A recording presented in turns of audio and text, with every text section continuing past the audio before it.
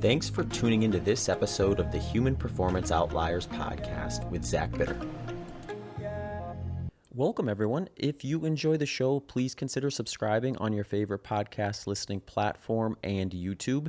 You can now also check out the full video episode on X.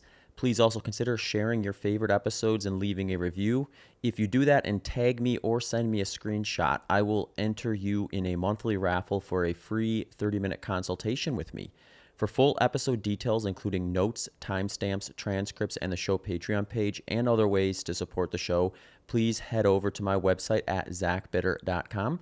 There you can find all my coaching services, including some new offerings for 2025. You can also sign up for my Substack newsletter, where I have been publishing my training journal weekly, as well as other topic-based posts.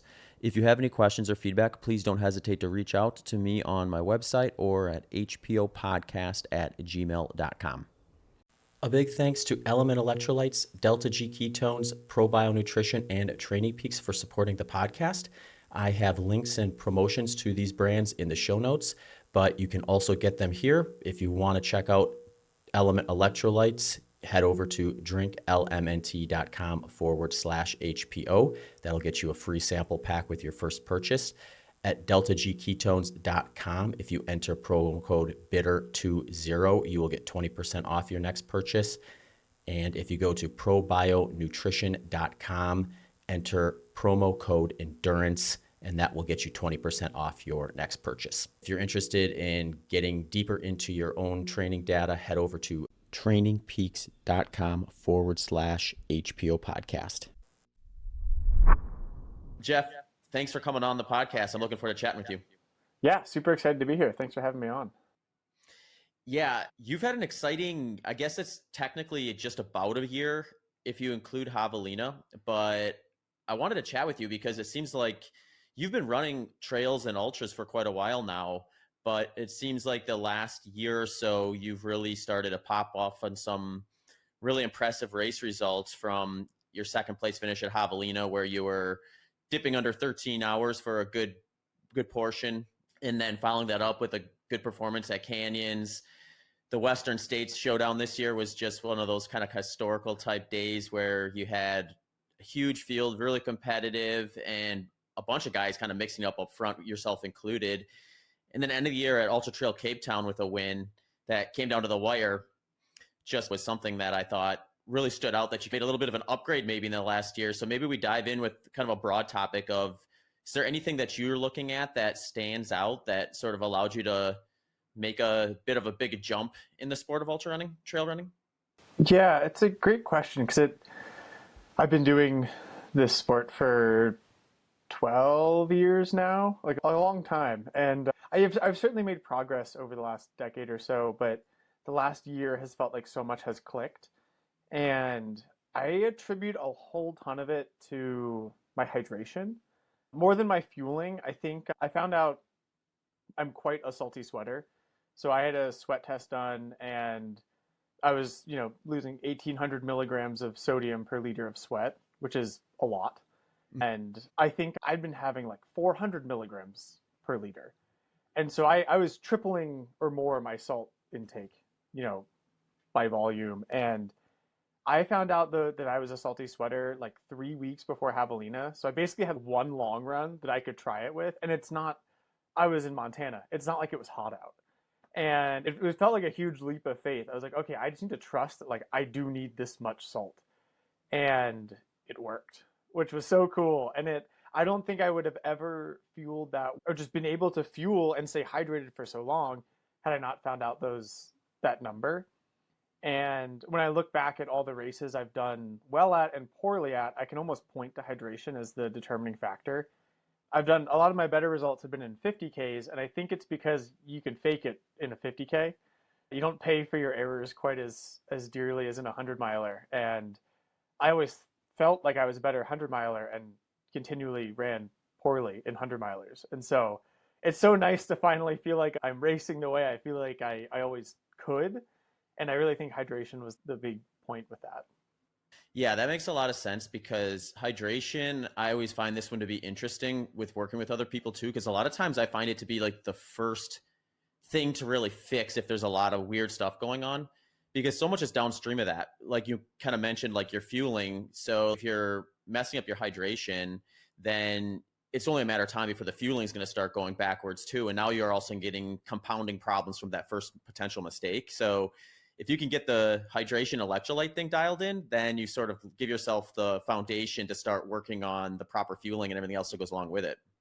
Yeah, totally. And I think I was always pretty good at barreling through poor hydration and fueling decisions. And so it kind of disguised it a bit more. Where like I could kind of get away with things. And it feels so good to just know I need way more sodium and I take way more in and everything works better. Yeah. Yeah, this was actually a topic I wanted to jump in with you on a bit too, because one thing I really love is that Precision with their athletes, they do a bunch of like post-race analysis stuff where they'll share like your fueling and your hydration and your electrolytes with these Instagram clips or visuals that kind of show how things play out. And one thing that stuck out to me for you at Western States, and then I saw it kind of reoccur again at Ultra Trail Cape Town, was that your fluid intake actually looked really low compared to what I would expect for a warm weather race. I think I have it at right around 684 milliliters per hour at UTCT, and then closer to 635 at Western States, which for those of you working on ounces or just bottles, we're looking at like a medium-sized bottle per hour on what would be considered a very warm race. How does that work for you? Yeah, great question. So the first sweat test I did was in a lab. My friend works he's a postdoc at the University of Montana's Work Physiology and Exercise Metabolism Lab. And so I was like in a heat chamber, running on a treadmill. We were doing sweat loss, sweat rate, all that stuff. And, it was 90 degrees. And I think I was losing like 2 liters an hour. And this was before Javelina last year. And I remember the academic who was helping me out with this test, he was like, you can't lose 2 liters an hour for 10 hours. Like is not sustainable. Like that's too much. And so I internalized that as cool aggressively. I was like, if I just make it so I don't have to sweat, then I don't have to worry about losing fluid. And that has very much been my kind of the most important thing for me with the hot races I've done is just cool as aggressively as I can, and then I don't sweat as much. And I also kind of think of it as, our skin is this giant organ that we're relying on to help cool us. If I can have ice on me or just stay wet and the skin doesn't have to be producing sweat, I feel like there's probably some energy savings there. And also it's just more comfortable and I need to take in less fluid. So that's been really helpful. And it's been interesting because after I add up everything at the end of a race and send it off to Precision, I'm often like, wow, that wasn't that much fluid. And it surprises me too. But I mean, even if I'm forgetting some fluid, I think UTCT, maybe I had another 500 milliliters of water, but it was not more than that. So it's pretty close, like within a margin of error. And if you click their like case studies on their website, they'll actually show you how confident they are in the data, which is cool too. Because it like recalls hard, especially in a long trail race, and plans change on the fly. Yeah, that's really interesting because I agree. I think you're right about that. I think people are catching on to cooling and topical cooling. I don't know that most people are catching on enough, though, to the degree of how much you're leveraging it. So maybe we start with this. Is there a temperature where you say once it goes above this, I start practicing some sort of topical cooling type measurement? There is. If it's 60, I have an ice bandana on. Okay, that's what I thought. Because I think people start thinking once it starts feeling warm or when the temperature gets above room temperature, it starts to make sense to do the topical. So like these races that tend to be like moderate to warmer is when they start kind of getting into that world of planning for that sort of thing. And maybe even upgrading their topical cooling from, okay, I'm going to sponge down a little bit versus I'm going to actually fully submerge myself with a bucket of water or, whatever way works. Really, I think you got to start doing that or you're going to get benefit from that well below room temperature. So like for desert solstice, I'll usually start doing some sort of topical cooling a couple hours in once it starts getting into the 60s. And I mean, it rarely even touches 70 degrees at that event. So a lot of people aren't topical cooling at all, but it's a value add. And I think your data set kind of shows that. Like if you're losing 2 liters of fluid per hour in a hot environment that's controlled, and now we put you in a similar environment on a race course, but give you the topical cooling side of things, now all of a sudden your fluid intake is maybe almost just a quarter of what you were losing in the lab, is pretty insane, and just kind of, I think, gives evidence to your approach.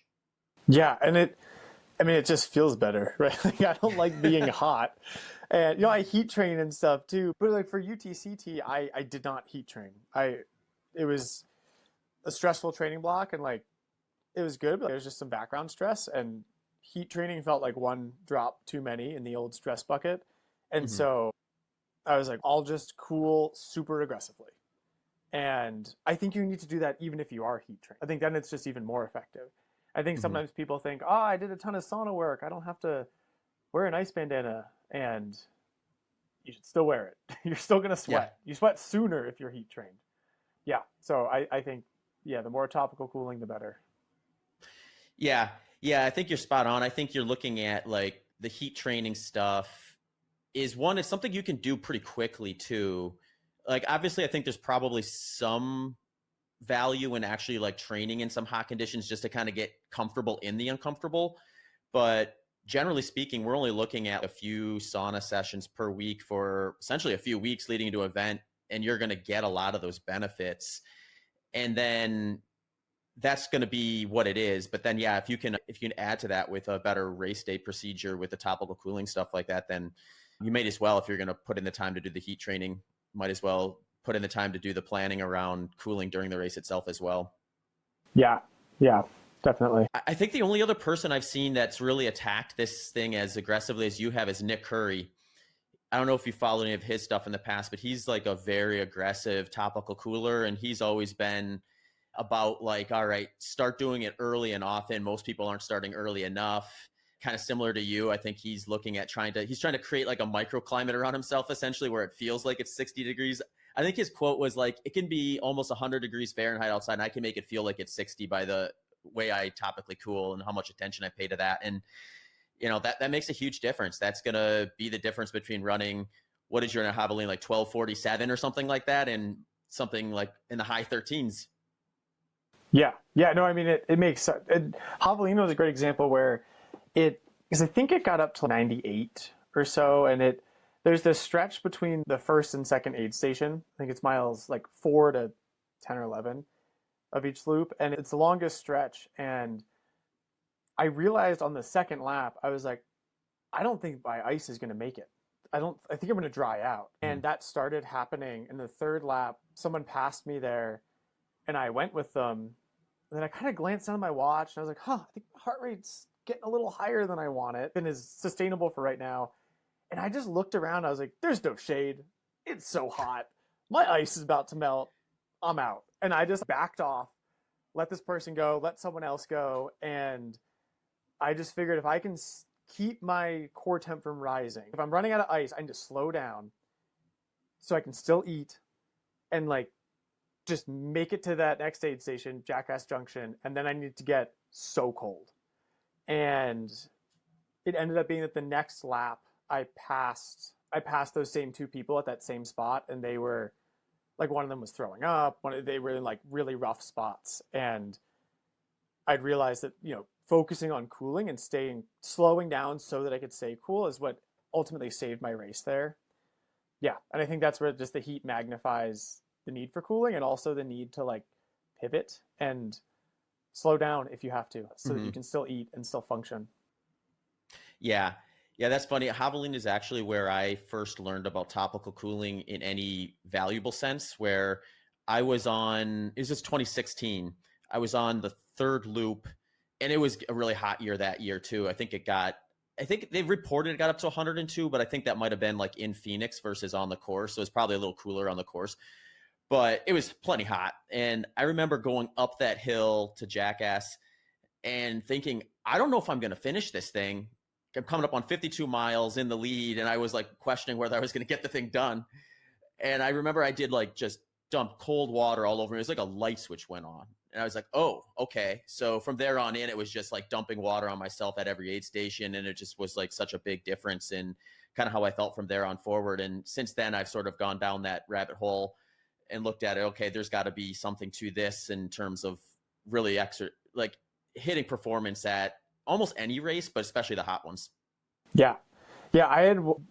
Javelina was my first hot race. And then before Western States this past year, I watched like the whole live stream from 2024 in real time. Like I wouldn't do anything else. I'd just sit there and watch it, which was fun. I kind of would feel the nerves of each person in the race and live those. And I was kind of like, oh, I'm just doing this in advance, so I don't have to worry about that on the race. I can just race. But then I'd also watch, the top 10 men and women go through every aid station, and I'd see people cooling, and they'd use a sponge, and like their crew would be like dabbing them with a sponge. And I kind of took a step back and I was like, the goal is to get wet, right? They're trying to cool them.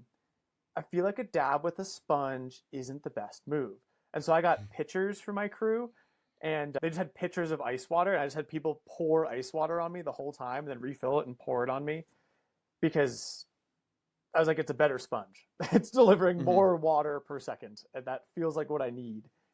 And maybe it's getting in the nitty gritty of like, how much does that really help? I don't know, but it feels so nice.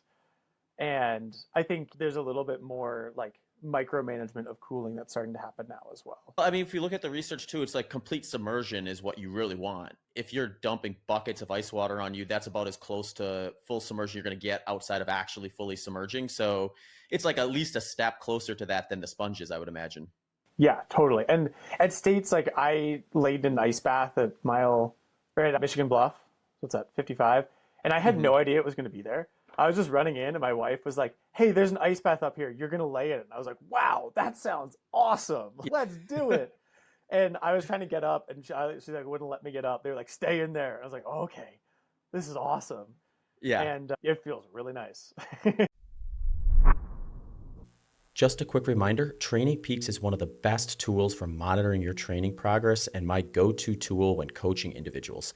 At Training Peaks, you can get deep into the data, assess training load, recovery, and easily monitor progress across all training intensities. It is a perfect example of a program that takes much of the guesswork out of your training and coaching experience. I really love assessing intervals on Training Peaks. One of the first things I'll do when I get back from a run is I'll hop onto Training Peaks, unpack all that data, and just see how each of those individual intervals went and really dive into where I could maybe improve in the future. So if you're interested in getting deeper into your own training data, head over to trainingpeaks.com/HPO podcast. Yeah, it was fun following the race as a spectator this year because they had Jim come on early on, and he was talking about some of the stuff that he had done in some of his better performances there. And he would talk about like scouting the course and finding some sneaky spots where you could like just hop off real quick and completely submerge. So I feel like he was thinking about these things maybe a little bit earlier too, which is maybe why he was Jim is Jim, obviously, but again, he's been doing all the things before everyone else. Yeah. Yeah. So it's one of those spots where it's just, okay, some of his times that people are getting closer to now are starting to make a little bit more sense outside of him just being as good as he is. And it's just fun to hear everyone talk about that and see these things emerge as best practice as opposed to just, okay, here's a trial and error thing or something that one person did and being more of an anecdotal word of mouth.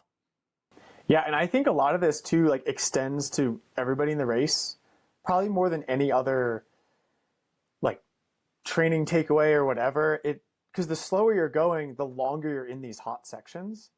And I've had athletes do, like I ran Broken Arrow, and an athlete I was coaching ran Broken Arrow. She did it in 8 hours. I did it in 4. It was hot. My ice never melted between aid stations, and she was like completely dry, no ice out there, and it's the hotter part of the day. I'm like, oh my God, cooling matters way more if you're moving slower, because you have to cool for so much longer to get through it. And I think that's one of the cool things that hopefully people do at Western States, throughout the field, is just the canyons, if you're moving slower, are way worse than if you're moving fast. They're fine if you're moving fast. Your ice doesn't melt. But I think it's harder for the people moving slower. Yeah, it's almost like an exponential time penalty the slower you are because of the just the exposure point you have in some of those harsh areas and the resources between. Yeah, so it's like you have double the distance from an aid station to an aid station at that point. Yeah, I'm looking at like 45 minutes tops between aid stations as opposed to hours. So that's a big difference Yeah, when it's no doubt 99. about it. Yeah. I do want to back up a little bit and get into some of the stuff too around the races itself. Maybe start with Western States. Did you go into the race thinking, all right, I'm going to mix it up with the top of this field? Or were you going into the race thinking, I kind of know what feels right and I'm going to do it? And you just happen to be in that lead group for large portions of the day? Yeah, I think, in training for the race, I feel like there's a lot of hype around the race. And I like kind of listened to it in January and then I just fully blacked out everything and, you know, wasn't on social media. I don't like, I go Strava blind. I mute every person I could potentially compete with on Strava or don't look at them and stuff. And it helps me so much feel good about my own training. But I just figured someone was going to break 14 if conditions were right. I was like, okay, I just need to be ready to go sub 14 because I wanted to win. And heading into the race, I figured there's a lot of unknowns. I'd never done it before, but I was like, I feel like I can run 14:30. Who knows if I can get sub 14, but I'm going to try. And I say that, but I also didn't know a single split. Like I hadn't looked at splits at all. I looked at them roughly to figure out like, oh, how long are these stretches between aid stations? But then I was talking with my friend Adam Peterman before the race, and he was like, "Oh, are you following any splits?" And I was like, "No, I'm not." And he was like, "I just know." What did he say? Duncan Canyon. He was like 3:30 to Duncan Canyon, and I was like, "Oh, okay, cool, good to know." And then once the race started, and me and Rod were heading into Duncan Canyon, and we were like well under that. And I was like, huh, I guess we're having a good day. I don't know if Yeah. that's course. I don't know if Adam was referring to course record pace when he ran it. Like, I had no idea what that time was. I just knew it was like something that was positive. And yeah, so the whole day I didn't know any splits. I didn't know where course record was. I didn't know where history was, so to speak. Just running by feel and pushing hard. Yeah, and I went into it, you know, telling myself I could win and racing like I could. And I think in hindsight, I do some things differently and push more in certain places. But yeah, it was totally running by feel, which was, yeah, it was a blast. Yeah. Was it more just like about when you made moves and stuff that you would potentially change in hindsight? Or were there any mistakes that kind of stood out where if I could do it again, I would have done this differently and maybe that would have given me a bit more to push in certain spots? Fueling, I could make some big improvements on. There's just some things that I want to tweak that I think would result in me feeling better at various points. And then I carried way too much ice. I cooled too aggressively. I left some aid stations with the world's biggest ice bandana, and like my whole neck was numb. And Yeah. now I'm like, okay, how can I want to run more in the heat and figure out what is like the least amount of ice I can take where it's just as effective. And I don't know, carrying 5 extra pounds of ice for 40 miles probably adds up. So trying to kind of fine tune that a bit. And it was cool because like in the race, Killian and I went back and forth for 40 miles, and it was almost comical. Like I thought back after the race, I think we swapped leads 25 times, and I would pass him every single downhill, and he'd pass me every single uphill. And every time I'd be like, "Oh, Killian, coming up on your left, I'm gonna squeeze by," and he'd be like, "Oh, I'll see you on the uphill," or I'd say that, and he'd be like, "See you on the downhill," and we were just chatty. And then eventually, as the race wore on, the same sentence just became delirious. But from that, I mean, Killian's one of the best uphill runners in the world, and if there's a place for him to pass me, that's probably where. But I also see that as I can work on my uphill running, like that. It just feels like there's time to be gained there. So I look to that as well. And that experience with Killian, I'm like, okay, I just want to be able to hang on a little longer on the uphill so the downhill sticks more when I do make a move. Yeah, given how close the times were in that top group of guys, maybe if you would have given Killian some of your ice, you would have been a little more power weight efficient, and he would have been a little cooler, and you guys would have went 1-2 instead of Yeah, 3-2. exactly. Yeah. Seriously. You see like an ice handoff on the passes. Yeah, yeah. That's cool. So are you thinking Western States again this year? Yeah. Yeah. I definitely want to go back. Like I said, I feel like there's a bunch of like small areas that could add up to a lot of time back. And I almost hope the race is, I hope it's a snow year and then like catastrophically hot or something crazy happens where I don't really, I don't care about the time that much. I like want to race. That seems more exciting. People talk about like time trialing these things, and that's interesting. It's cool. Going fast is fun and historically fast, but the course is going to change the next year. Like it's a new trail through the high country. The course always changes. All these courses always change. And so I'm just excited to go in as prepared I can and have a good, proper foot race. Yeah, it's funny. When I lived in the area, I would go and I'd run with a group in Auburn every once in a while. And these folks were like Western States historians, and they would always talk about how there would be these like progressive years where we get faster, and all of a sudden there'd be like a reset year where like everything would kind of come back for just not indefinitely, but for a year, and you'd have a winning time that looked way slower, or like all of a sudden like the 10th place finish is like a couple hours slower than it was the year prior. It's maybe we have one of those. We have a fire and ice year where there's tons of snow up in the high country and then blazing hot in the canyons, and it just sets up for more mistakes to be made and some more death marching and implosions, and you'll have a proper battle from that end. Yeah. I do think people are fueling better, hydrating better, and cooling better, and preparing better. But I think those like in race things, like the fueling, hydration, and cooling, I feel like the reset years are less and less of a reset. Like it's not like people are running 18 hours. Yeah.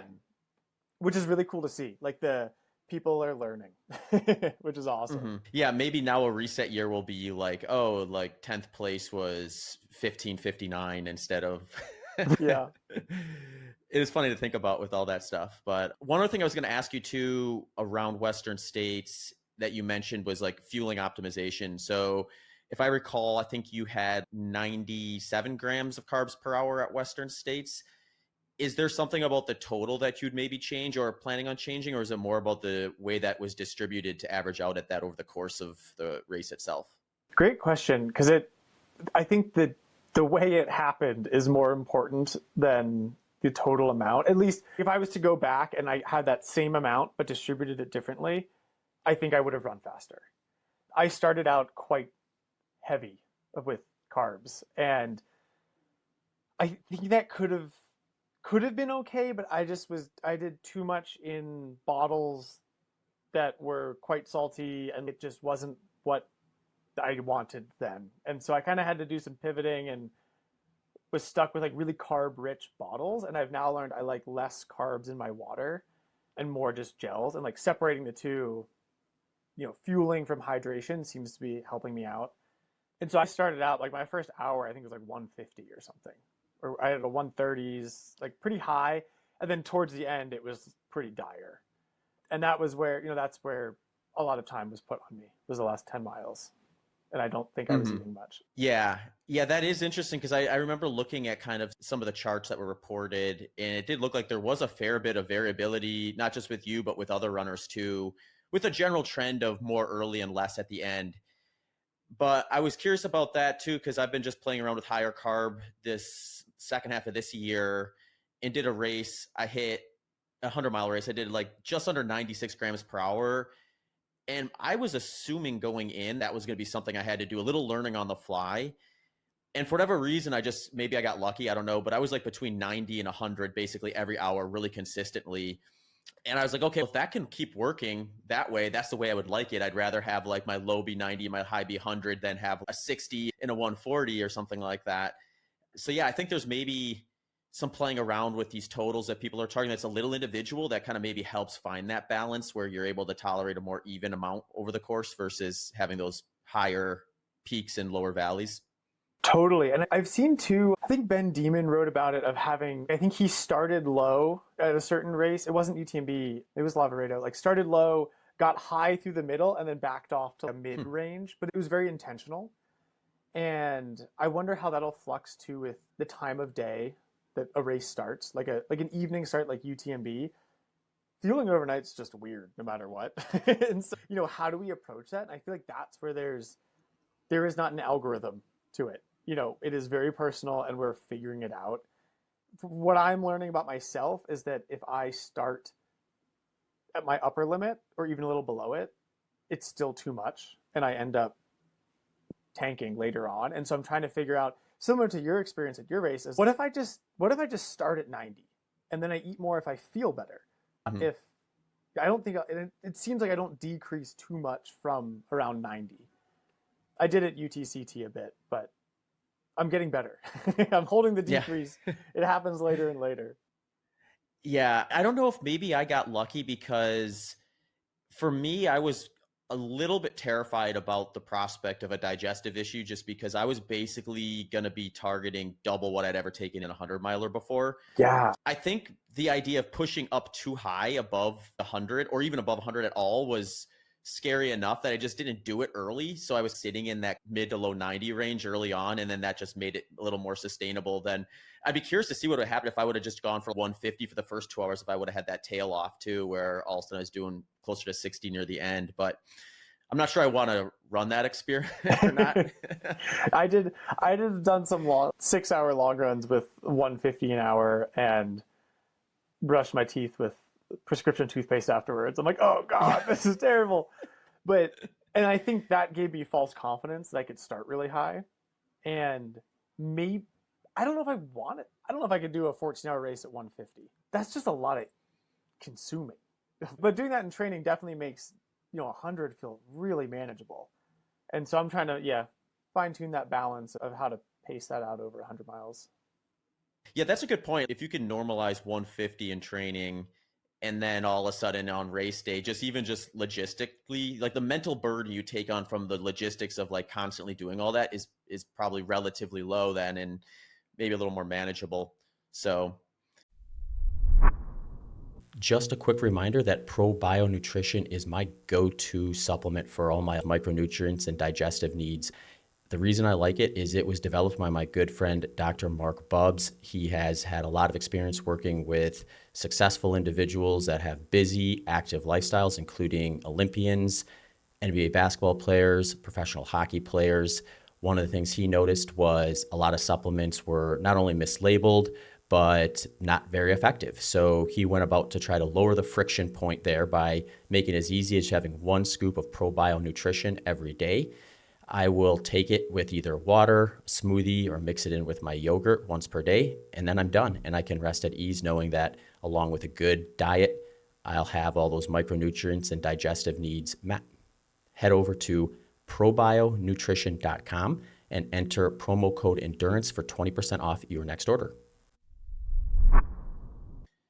Yeah, it's funny because you get like David Roche doing pretty much averaging 150 grams at some cases, and then all of a sudden you set that bar that high. Then I talked to him on the podcast about this too, and I don't know that everyone needs to be going after that. I think that's probably going to be a little bit more individual to me, that I maybe have a strength or something, that a relative strength that lets me to get up to 150 that most people shouldn't shoot for. But it does seem like with the men's side of the sport, that 100-gram number is getting pretty routine or pretty approachable for people who are putting in the work to get themselves ready for it.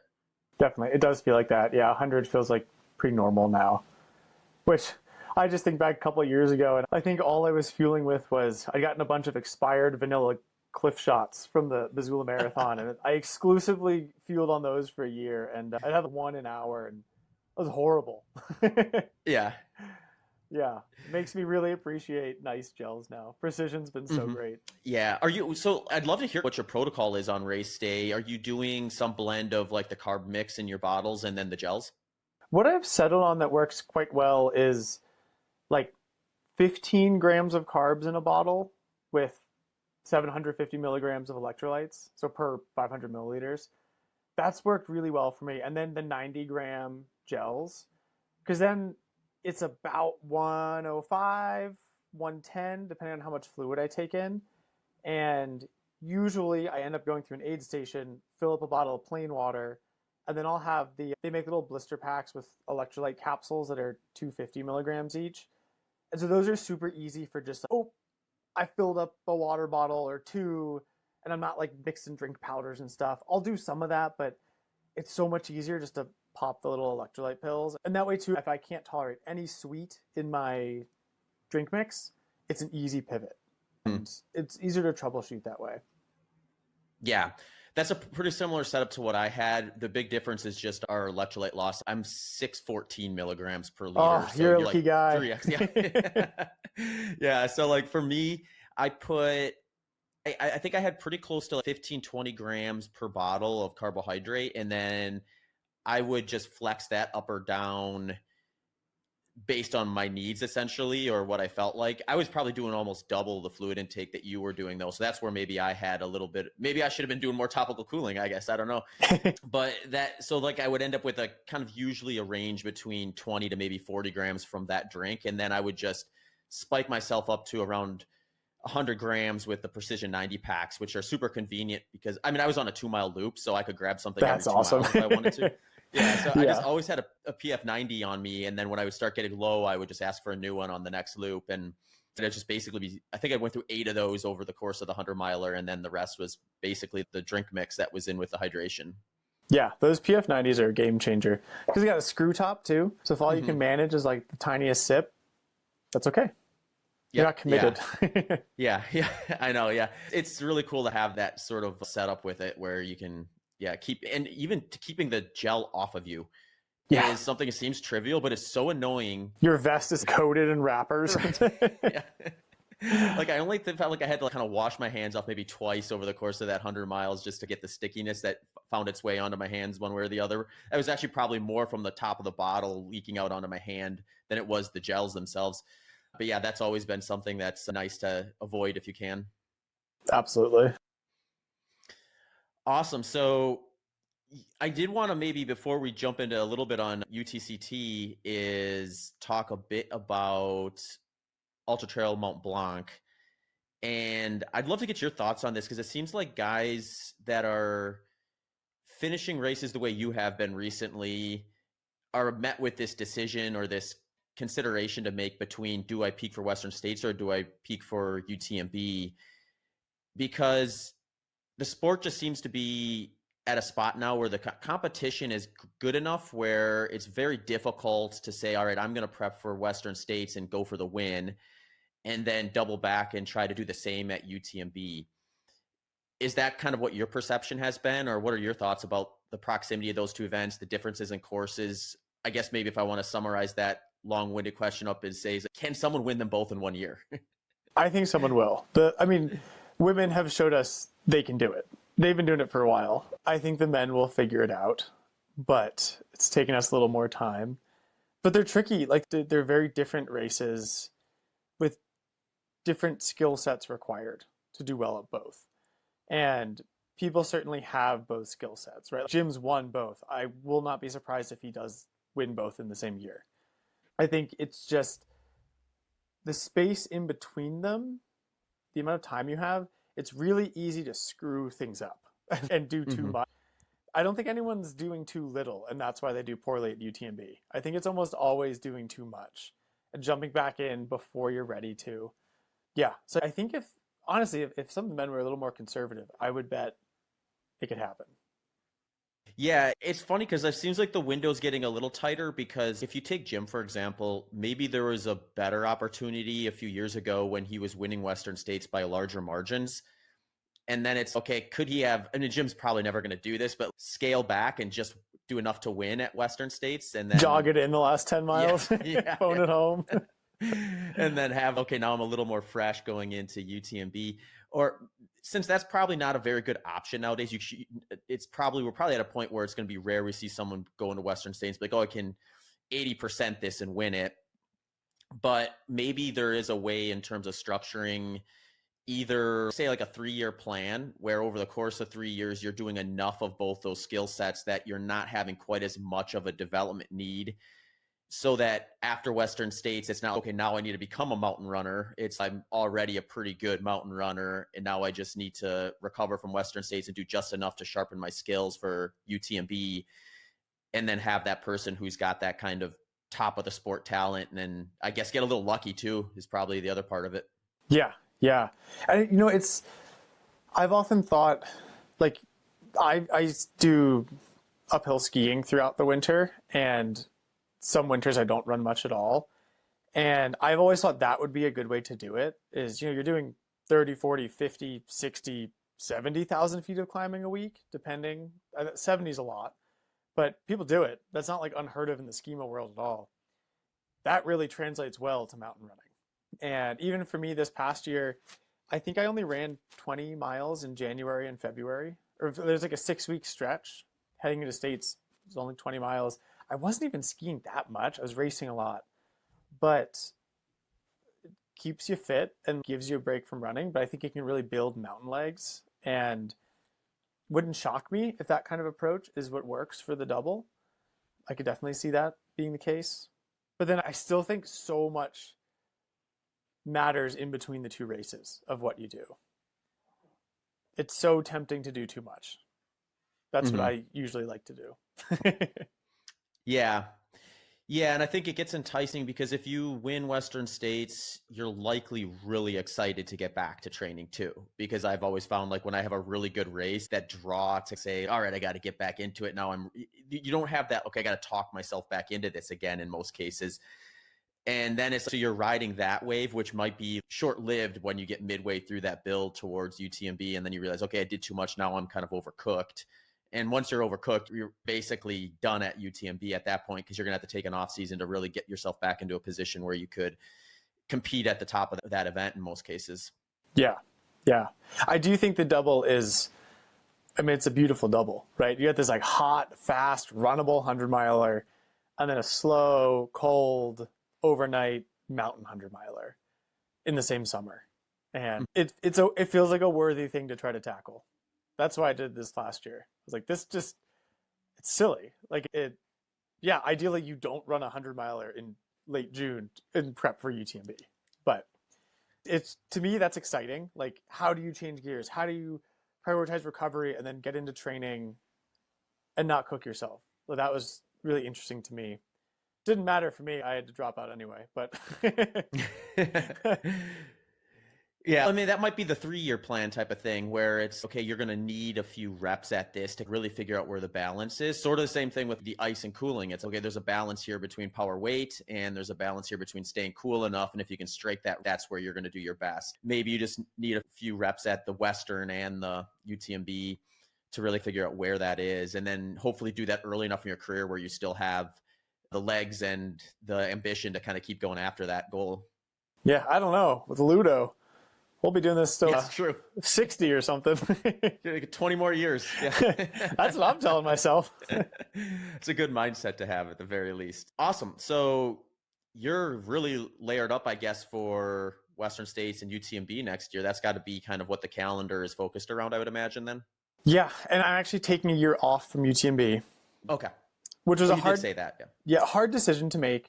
I keep getting worse at it. I've done it 4 times and the first year I was the least prepared and I've only gotten worse. And so talk about a 3-year plan. Like, I am specifically taking time off this year to spend the next 2 years figuring out how to solve that UTMB puzzle.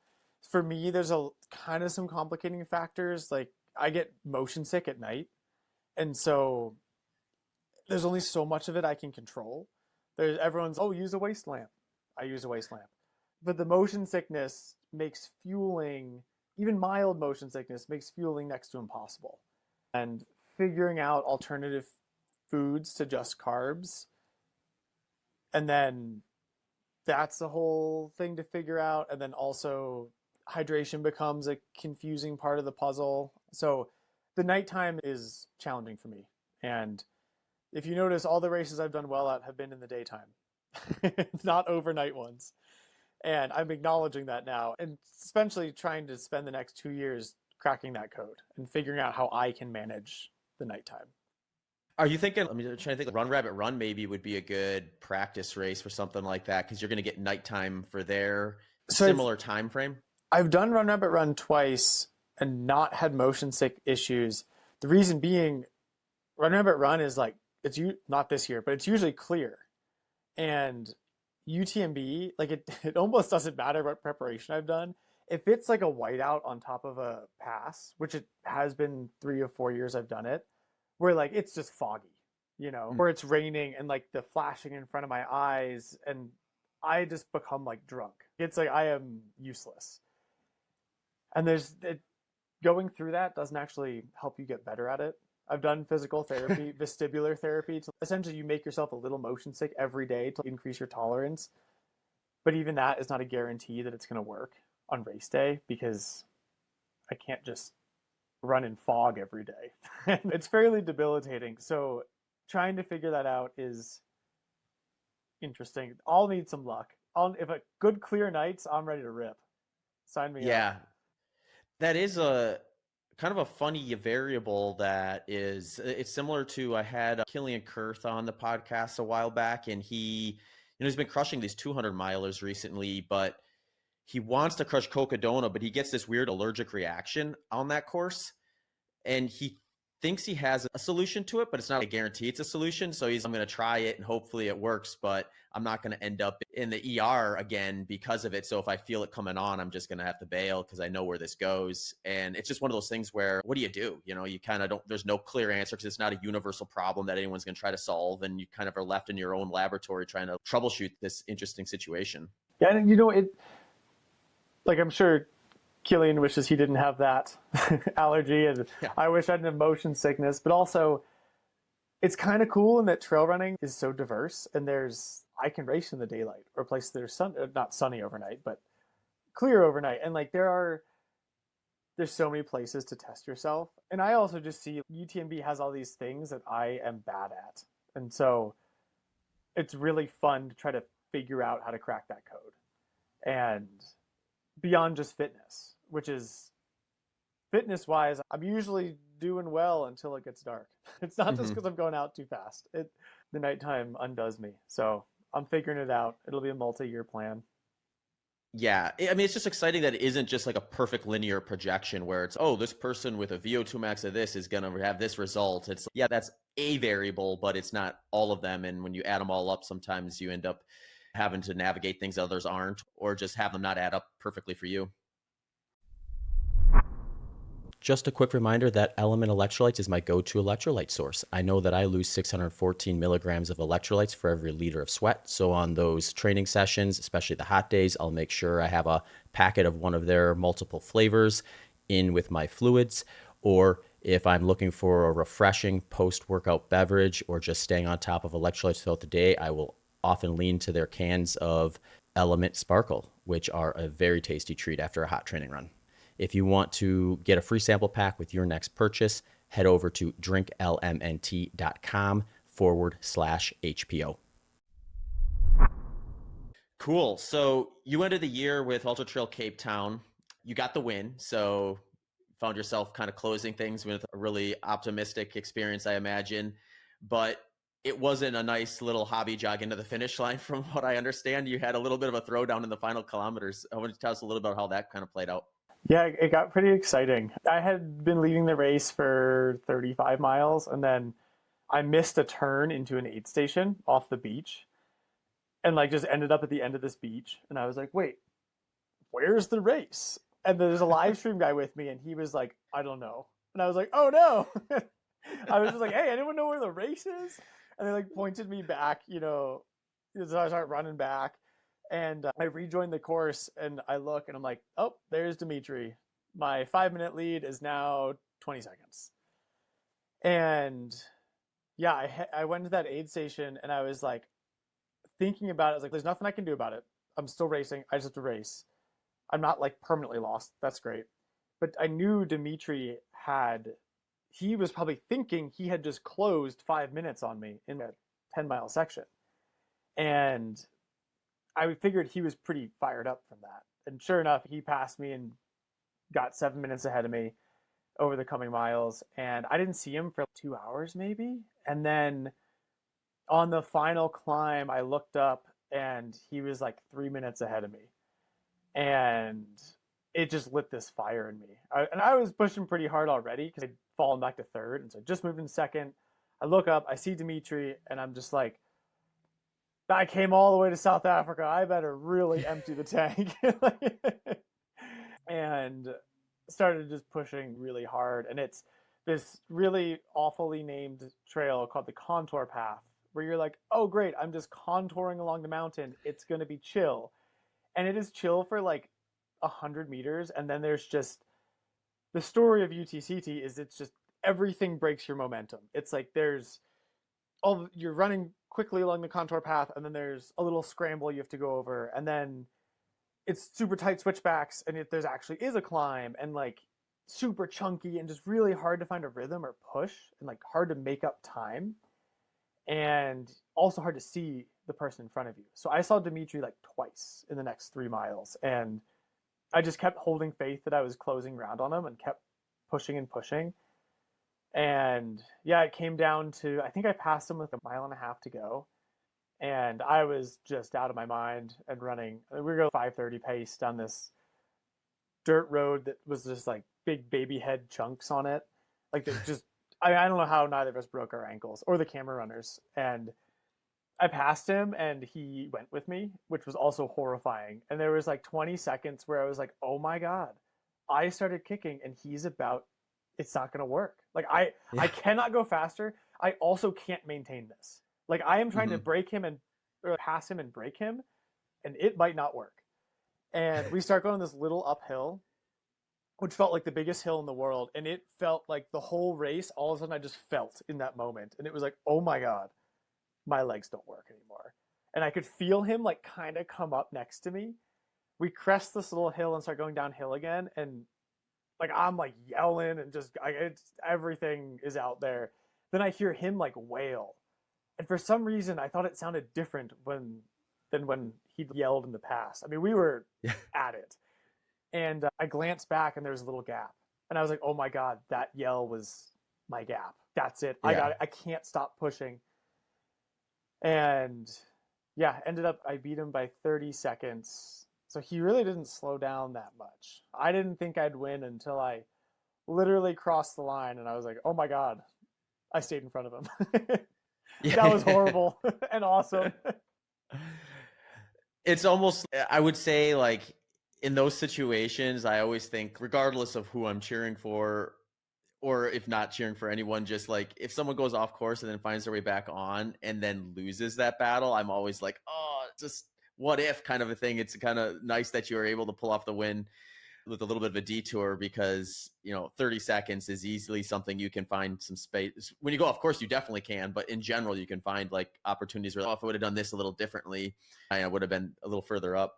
Yeah, and I mean, for hours, I just kept telling myself, like, you have to make that time back up. If you lose by anything less than 5 minutes, you lost this race. Yeah. This is your fault. And I just kept thinking, when Dimitri caught me at mile 36 or 37, I just kept telling myself, it's okay. You put 5 minutes on him in the first half. Just keep running what you've been doing, and you'll finish 5 minutes ahead instead of 10. And I kept kind of trying to find solace there of just keep doing what I was doing and I'll be good.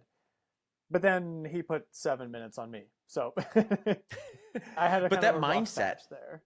That mindset is probably what helped you stay close enough to be able to do what you eventually did. Because if you get too excited at that point and try to make that all up in the next like 10K, then maybe you're the one getting kicked down at the end versus the one kind of surging to the finish line. Totally. Yeah. I had another moment where maybe with 8 miles to go, it's before the last aid station, Matt Healy, who's from South Africa, I just heard something behind me and looked, and I was like, oh my God, there's a person. And it was one of those moments, like your stomach just drops. You're like, I thought I was alone. I thought I had a cushion. Oh no. And I kind of realized I'd been complacent for the last 30 minutes. And I was like, shit, I'm about to get third. And Matt, we start taking off, and then he ends up dropping me like a sack of potatoes. And so I'm in third going into the last aid station. And I was like, dude, I'm going to get fourth. I bet someone's coming up right behind me.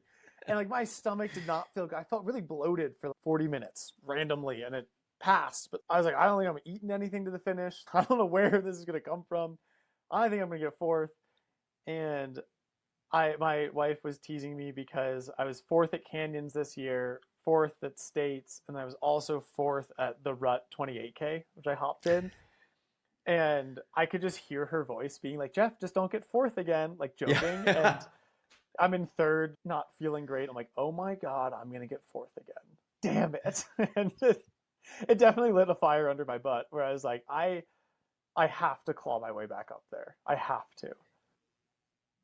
It's funny what little things that you wouldn't think would be a motivator become a motivator like that. Going into the race, what are the odds that you're thinking at some point I'm going to find myself in fourth place and that's going to be my motivation to push up and keep the pedal down and eventually move into first? Yeah, yeah. Something fun too. My coach, John Fitzgerald, he will tell people dedicate a climb to someone. And that last climb, I'd already thought, I was like, I'm dedicating that to Madison, my wife. I was like, it's like she's not here with me. I miss her, and it'll be fun just to think of her on that last climb. And that last climb was where I moved back into second, looked up and saw Dimitri, and it's a steep, it's always hot, exposed climb. And I was just like, I have to run. Like, this is my last climb. I have to empty myself. Like, I don't want to be able to climb another foot by the time I get to the top of this thing. And I feel like thinking about Madison just grounded me in that moment of just, I don't know, your mind's all over the place thinking about the race and eating gels and drinking water. And it was just like, no, I'm right here. Just grind to the top of this climb. You have loved ones. You're not alone, no. And that was really fun. And I'm so appreciative John told me that. And then, yeah, fun to run the last one for Madison, last climb. I love that. I think that is such a smart approach just to have those things preloaded, because I think there's just a cognitive loading thing going on with a lot of these long races too, where like you're going to drain your mental bandwidth at a certain point, and then you just don't have any left to give mentally, regardless of whether you're physically, have it or not. And if you do some work ahead of time and do some visualization, or going with what you and your coach came up with was like, you already have those loaded up and ready to go. So you're not like digging for those and spending mental bandwidth trying to figure out how to motivate yourself. You already know what you're going to lean into, or you have a small list of things to pull from that you've pre-planned for. So you're not hunting for those and spending that bandwidth while you're out there having it as a finite resource. Yeah, totally. And I mean, my mind was mush. I wasn't thinking, it was, if you asked me who the president was, I probably couldn't tell you. Like, I was just, all I could think about was trying to get myself to the finish line as fast as possible. And so entering that last climb, and it's like I passed a gate that was like, hey, remember this one was for Madison. And it just brought me back down to real life for a second. Yeah, it's really cool. Awesome. So I imagine you're in off season now after that race. Yeah, so part of the reason I did that race, I've toyed around with it for a while because it's such a spectacular place, tough to get to, but late season, and I did that race so that I could lean into off season right now. And tomorrow, my wife and I head on our honeymoon, so Oh, nice. I won't have to train, which I'm thrilled for. Yeah, taking it easy for a couple weeks. Yeah, cool. You guys going somewhere exciting? Back to the Southern Hemisphere, headed to New Zealand. Oh, that's where my wife and I honeymooned. Oh, awesome. Yeah, we're super jazzed. I skied this morning, hanging up the skis and fleeing to summer. Yeah. So you're going to do both the North and South Island, or are you going to pick a spot and kind of dive in a little deeper? We'll do a little road trip on the North Island for a week and then spend, I think it's like 3 weeks on the South Island, kind of in one spot. Perfect. And we'll, stuff from there. Yeah. It's such a, it is nice to be able to have that time frame, because I've talked to other people who've done it and they said you probably need about 3 weeks to like really thoroughly explore both the North and South. We actually went two different times. One was our honeymoon, the other was around Tarawera. So we did the North Island the first time and the South Island the second time. And it is pretty easy to sightsee though. Like you can get a car and you can drive basically all over the North Island really effortlessly and see a ton of stuff in a relatively short period of time. But getting them both done is a multi-week process, I think, if you want to really wring that sponge dry. Yeah, and she's in graduate school right now, so it's her winter break. So we're making Perfect. use of that, timed with an off season, and enjoying a good chunk of time down there. Very cool. I got one more question kind of for you in terms of just how you're like looking at things. And I'd be curious, like when you come off season, do you have a scaffolding of the type of training you're going to do leading into Western States in terms of just different things you tend to prioritize? Or is it more of, all right, let's figure out where my fitness is at and where the strengths and weaknesses are and start attacking from that angle? All of the above, and it's I'm notoriously bad at having an off season. Normally I tell myself my off season's like after my last fall race, and then it'll snow, and then I just go haywire on skis, and so I never have as much of an off season as I'd like. And then when I start running more, I'm always coming at it from a different place, which is it keeps it interesting. This will Mm-hmm. be, not skiing mid December to mid January is a new thing for me. I'll be running, I'll start running while I'm in New Zealand, but normally I transition to a lot of skiing, and that won't be in the picture this year as much. I'll come back, I'll definitely ski, but we'll probably run a bit more January, February. I'll probably race. I'm looking at the Chianti 120K in March. Oh, nice. I like doing golden ticket races without needing a golden ticket. It's good Yeah. mental training of being chill in a high pressure environment. And so I'll run a bit more just with that in mind. And, right now, like my coach and I are looking at what worked well from training last year that we want to repeat, and then what feels like areas where I can improve. And really kind of getting the nitty gritty of, look, I was telling you, like when I was running with Killian, I was like, I'm losing too much time on these climbs. How do I get that back? And focusing on some more uphill specific stuff. And I think that'll be a big focus this spring. But yeah, I can usually get up to higher volume fairly quickly, and then I love high volume. I joke that if I didn't do this professionally, I'd run 150 miles a week every week until I just broke in half one day. Just zone 2 all day, every day. Oh yeah, I mean, I love it so much. Doing this for a living makes me do less of it, which is funny. Which is probably a good that thing is funny. too. I can have friends that way. Yeah. So shoot, I have to stop training and do something else. Do you do any sort of structured interval stuff earlier in the year to kind of work on the top end? Yep. And that'll actually be, I'll do a little bit of that while I'm in New Zealand of, shorter, faster stuff, which I really don't touch on a ton. So it'd be nice to do that. And what's kind of fun, skimo racing, they're like sick threshold workouts, right? It's just some of the races are just every Thursday night, we've got a little local series here, and it's about 45 minutes to 50 minutes of racing. And I mean, it's just go all out for 50 minutes. And it's so much fun. And you get like kind of a break when you descend for a minute, but you're going like 50 miles an hour, just like trying not to fall. And so it's really fun. And skimo is often where I do some of my higher end stuff, shorter intervals, higher intensity. Just a quick reminder that Delta G ketones is my go-to exogenous ketone source. I will take these after my big training sessions as well as during my long runs at lower intensity and longer races at lower intensity. You can get 20% off your next purchase by going to deltagketones.com and entering promo code BITTER20. Yeah, the awesome thing about long ultra marathons is like you can do a lot of that higher end of the aerobic intensity spectrum on non-running like devices, because it's like you don't really need the mechanical necessity of that the way you would if you're running like a 5K or 10K or any Olympic distance type thing. So it's, if you can get it from skiing, cycling, any of that stuff, it feeds in, I think, a lot more clean, a lot cleaner than it maybe would if you had to actually run race at those intensities. Definitely. And, January, February or so is my time for that shorter stuff. Touch on it early season, but definitely touch on it and then move into get more specific longer workouts. Yeah. Awesome. Jeff, it's been great to chat with you. I've had an exciting time following your racing the last year or so and kind of watching you kind of progress through the sport. And it's been fun to kind of hear from you how things were kind of working within all of that. Yeah, thanks so much. And thanks for having me on, and fun to chat through all of this. Perfect. Yeah. Before I let you go, if you want to let the listeners know where they can find you, if you have a website or social media or anything that you're hanging out at. Yeah, I'm on Strava and Instagram, and I have a Substack. That's probably the most interesting place.